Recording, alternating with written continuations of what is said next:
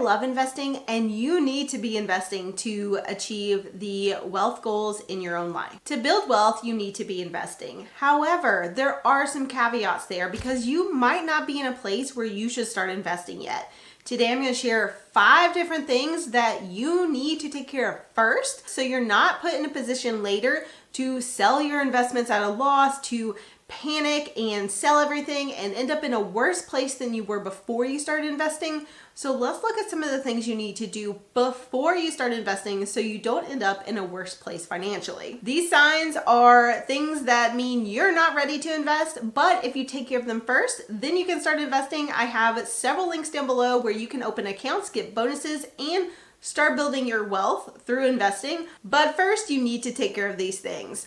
Number 1, you should not be investing if you're not making your bills on a monthly basis. So if you are spending more than you make every single month, if you're living beyond your means and you're racking up debt, or you're just spending every last single cent of your money every single month, you should not be investing.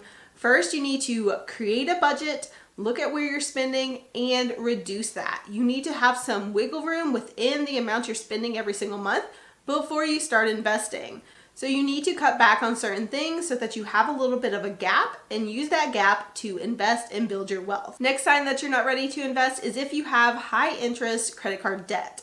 Credit card debt is, in my opinion, a financial emergency. It has super high interest rates. It has 20, 25, 29% interest rates on the money that you borrowed. So if you have debt that's rolling over every month, you should not be investing. You should be paying that off. That is the number one thing you should be taking care of. So if you have any leftover lingering credit card debt, any balance on a credit card that you haven't paid off in full for the month, you should not be investing. You should be putting all of your money toward that first, because if you're putting money in investments and just racking up credit card debt, you're moving in the wrong direction. Very few investments are going to give you the return that you will just get simply by paying off your credit card debt. So take care of that first. I promise it's a really good decision. Next sign that you're not ready to invest is that you don't have an emergency fund.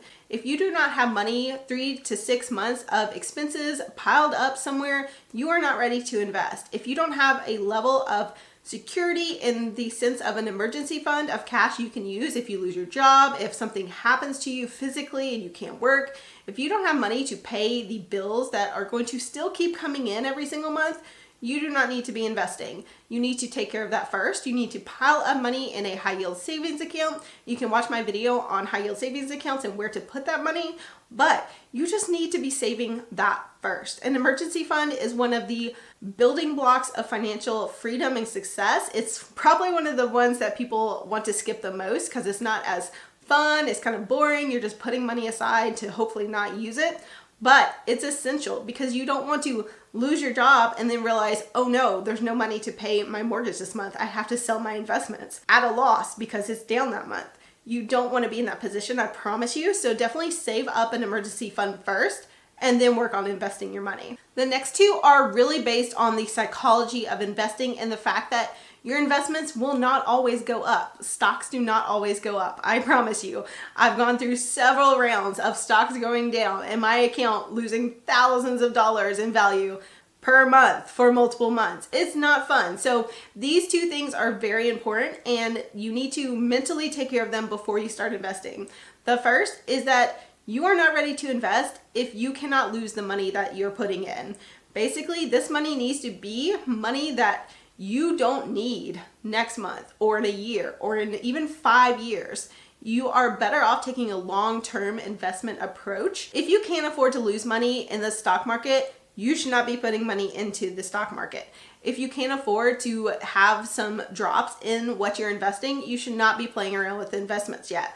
You need to be in a place of financial security where you are able to say, if that money drops in value, I'm okay. If that money is taking a long time to earn what I want it to, that's okay. You should not be investing anything that you need in the short term. That is just a recipe for stress and anxiety because the stock market is going to do what the stock market does, which is up and down, up and down. Over time, it goes up generally, but there are plenty of downs. If you can't afford to lose any of that money, if you can't afford to have a down, you should not be investing. And that brings us to the final one, and that is something that I've seen way too often, is that if you base your self-worth, your happiness, or any sort of personal feelings around the numbers in your investments or your net worth or any of those numbers, you should not be investing. Investing is something that you need to be able to look at logically. You need to be able to accept that the numbers go down sometimes and they go up sometimes. If you cannot handle that emotionally, if you cannot handle that, you need to step back. If you are unable to disengage yourself and your self-worth and your happiness on a personal level, you need to step back from investing, work through that, work through those issues, and then come back. If you find yourself already investing and your emotions are tied to the numbers on your account, every time it drops, you are just miserable and feel terrible about yourself, or every time it goes up, you feel like you're on top of the world, you need to find a way to step back, to maybe stop investing, work through those issues, and realize that the numbers do not make a difference to who you are personally. I have found way too often people will check their accounts daily or even more than that. They will obsess over any level of loss. They will just agonize over what they're investing in, and no one needs to be doing that. Honestly, step back. It's not worth that much of your life to deal with investments if you're that obsessed with it. You can definitely take a step back, maybe check your accounts less, maybe stop investing for a while and work through those things in therapy. There are lots of ways to get to the point where you're viewing the numbers with less emotion and viewing them with a logical brain, where you're thinking about the investment and what it can do for your future, but it's separate from your person. This definitely does not happen to everyone, but I've seen it far too often. So if it's happening to you, you need to take a step back, and maybe you're not ready for investing yet. So those are just a few of the things that I've seen personally where people are not ready for investing, but they just want those returns so much and they're ready to jump ahead in their financial journey. But sometimes you have to take a step back. Sometimes you have to pause. Sometimes you have to develop some skills before you jump into the next stage of financial success. And investing is one of those things. You need to be investing, but two, you need to also be emotionally and mentally ready to invest, because it does take a little bit more than just putting money into a savings account. So maybe you need to take a break. Maybe you need to take a step back, or maybe none of these apply to you and you're ready to invest. If that's the case, definitely hop over to this next video. I'll see you over there.